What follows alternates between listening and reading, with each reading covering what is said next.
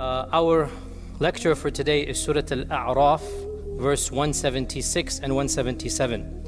And this is a very, to be honest, scary parable.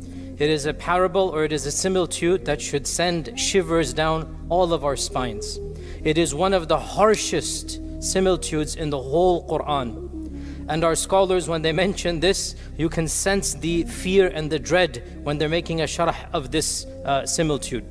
And Allah Ta'ala says, وَاتْلُ عَلَيْهِمْ نَبَأَ الَّذِي آتَيْنَاهُ آيَاتِنَا. Tell them the story of the one whom we gave him all of our signs and miracles. He had knowledge from Allah subhanahu wa ta'ala. Allah blessed him with the knowledge of, this is a Torah, this is from the Bani Israel. فَانْسَلَخَ مِنْهَا. And rather than follow that knowledge, he turned around and abandoned all of it. Insalakha means he literally peeled off. He abandoned completely. And we'll tell you the story of who this person is. فَأَتْبَعَهُ الشَّيْطَانِ. Once he took out the protection of knowledge, once he abandoned what Allah gifted him of the knowledge of the Torah, Shaitan followed him all the way to the end. فَكَانَ مِنَ الْغَاوِينَ. And he caused him to be destroyed. وَلَوْ شِئْنَا لَرَفَعْنَاهُ بِهَا. If we had willed, we could have raised this man's ranks high up. Why? Because knowledge raises people's ranks. This is in the Qur'an. يَرْفَعِ اللَّهُ الَّذِينَ آمَنُوا مِنْكُمْ وَالَّذِينَ أُوتُوا الْعِلْمَ دَرَجَاتٍ. Allah raises the ranks of those who have iman and those who have ilm amongst you. يَرْفَعِ اللَّهُ. If Allah had wanted, I would have raised this man high up. What did the man do? وَلَوْ شِئْنَا لَرَفَعْنَاهُ بِهَا وَلَكِنَّهُ أَخْلَدَ إِلَى الْأَرْضِ. Rather than being raised high, he wanted to live permanently on this earth. Rather than doing something noble, he wanted to come down to this earth. أَخْلَدَ إِلَى الْأَرْضِ. How? What did he do? وَاتَّبَعَ هَوَى. He followed all of his lusts and desires. وَاتَّبَعَ هَوَى.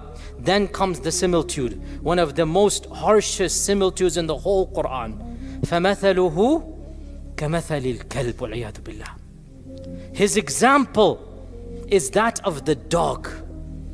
فَمَثَلُهُ كَمَثَلِ الْكَلْبِ. His example is that of the dog. This is the wild dog, the rabid dog.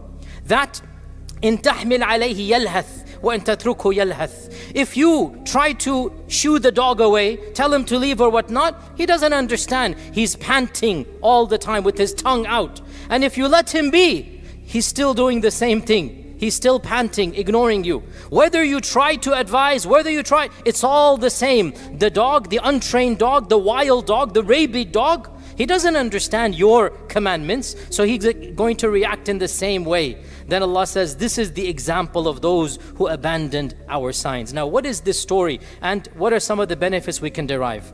It is said in the books of tafsir that this is one of the people of the Bani Israel during the time of Musa alayhi salam. He was a worshipper of Allah, an abid. He was somebody who had memorized the Torah, and Allah had gifted him with special knowledge. Allah had gifted him that his dua, and he also had certain skills and talents. You know, those were different generations. Our Prophet sallallahu alaihi wasallam said, go and tell the stories of the Bani Israel because strange things happened amongst them. كَانَ فِيهِمُ الْعَجَائِبِ. Strange things happened. They had powers and they had talents that we are now no longer privy to. Those were different generations. They had things that we don't know about. So Allah gave this man certain powers and talents. Now, the story varies what exactly it was, but basically, this person was tempted and seduced by another king, a pagan king, to join sides against Musa.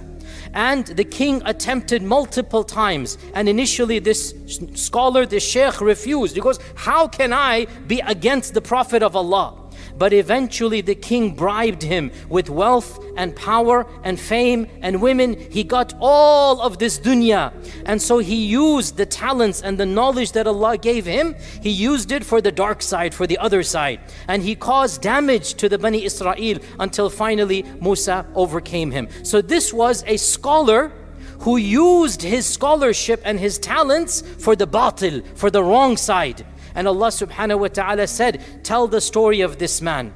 tell the story of this man. We gave him all of this. And if we wanted to, his ranks would have been raised high. But he refused because he wanted this dunya. He turned away from the signs of Allah. He turned his back to the religion of Allah subhanahu wa ta'ala. And what did he do? He dropped down to this earth wanting to live forever. It's a very powerful passage here, right? That أَخْلَدَ إِلَى الْأَرْضِ وَاتَّبَعَ هَوَاهُ. He literally is down on this earth like a dog is. And he wants to live forever by following his desires. Then Allah says, this is like the example of the dog. A'udhu billah. You know, Allah created the animal kingdom.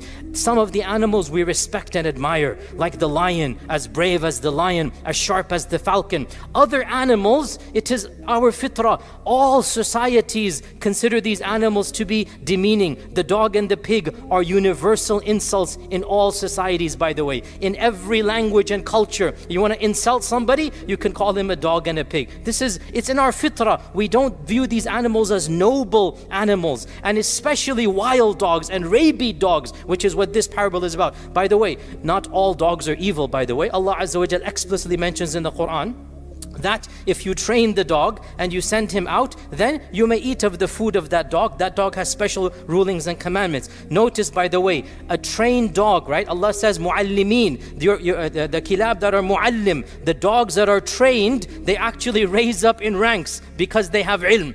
The ilm even raises the dog, literally, no exaggeration. Whereas the wild dog, Allah uses in another example. The point being, how can we benefit from this? It is a dire warning to all of us who have knowledge, and especially the ulama and the du'at. We ask Allah's afiyah and protection to not use our knowledge to service evil. And we seek Allah's refuge, but this needs to be said, wallahi. Because one of the biggest fitnas of our religion, as Umar ibn al-Khattab said, that, and in fact there are a hadith about this as well, that the thing that I fear the most for you are imams that are misguiding people. And Umar ibn al-Khattab radiallahu anhu said, one of the ways that Islam will be destroyed is when the scholars become misguided. We seek Allah's refuge. And we see this, wallahi, it needs to be said. I'm not going to be that blunt, but you get the point here. There are ulama, we seek Allah's refuge. They had ilm, and they had the shahadat and the degrees, and they had all that was required. But then when they got to a level of power and position, they were seduced by powers that are.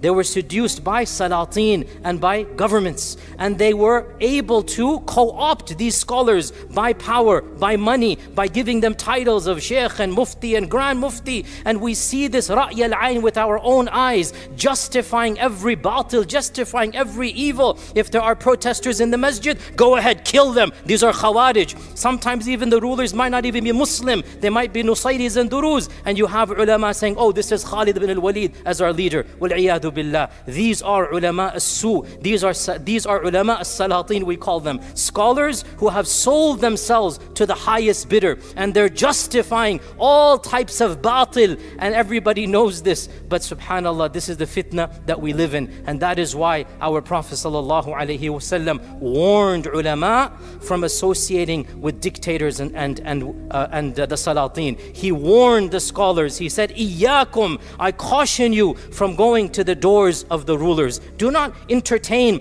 have friendship with those that are in power, because scholarship must be independent of rulers. It is the scholars who keep the rulers in check and not the other way around." So we seek Allah's refuge, but we see this reality in our eyes. It wasn't just this person in Bani Israel, Bal'am ibn Ba'ura, so a strange name, Bal'am ibn Ba'ura. It was a strange name back then. His name was Bal'am ibn Ba'ura. He flipped sides from the side of Musa to the side of the tyrannical king, and he sold his knowledge to the highest bidder. Wal-'iyadu billah. We have plenty of Bal'ams in our times here. We seek Allah's refuge. But so even if, by the way, so of course the parable is primarily to those who have literally sold their religion and flipped 180 degrees, but still every one of us that has knowledge, and all of us inshallah have some knowledge, we should be terrified that this parable even partially applies to us. When we turn away from that knowledge and we don't act upon that knowledge, and we go to this world and we follow our desires, we seek Allah's refuge, but a portion or a fraction of this might apply to us. So this is a very, very dire warning that we should try our best to implement the knowledge that we have. We don't want to be like the dog. The parable, of course, is obvious that the dog, the wild dog, does not benefit. He acts the same way, whether in front of a wise person, whether in front of a nobody, the dog is going to pant and act wildly. So Allah is saying this is the example of the one who used to have knowledge, but now that knowledge is of no benefit to him. There's no acting upon it. He's acting the same as if he didn't have any knowledge, just like the rabid dog. We don't want to be like that, brothers and sisters. Whatever we learn, thank Allah for that and try our best to act upon it. And if we commit a sin, never justify that sin. Never ever justify the sin, much less change our religion to the highest bidder. This is what this parable is against. We seek Allah's refuge from ever going down that avenue. Inshallah, we'll continue tomorrow.